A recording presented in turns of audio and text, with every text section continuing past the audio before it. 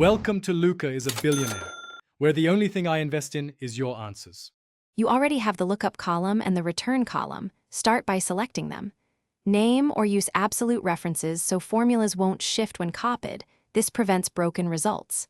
Now enter the index wrapper, type equals index, return range, and then insert a match to find the row.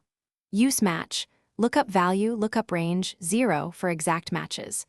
Once you type the closing parentheses, you'll have the first working formula. Make sure the ranges align in rows and orientation before copying down. Now refine the match so it returns the correct row number. You want match to return the first occurrence of the lookup value. If duplicates exist, create a helper column to produce a unique key or use match on a combined key. Use exact match 0 to avoid off-by-1 errors. Once done, wrap match inside index as the row num argument. This separates the position lookup from the return column and avoids column order limitations that Vlookup imposes, which is why index and match are more flexible.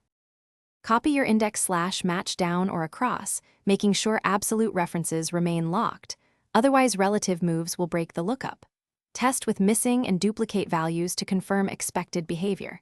If you get hash and /a, check that lookup types match and that there are no leading/trailing spaces. Use trim or clean data first.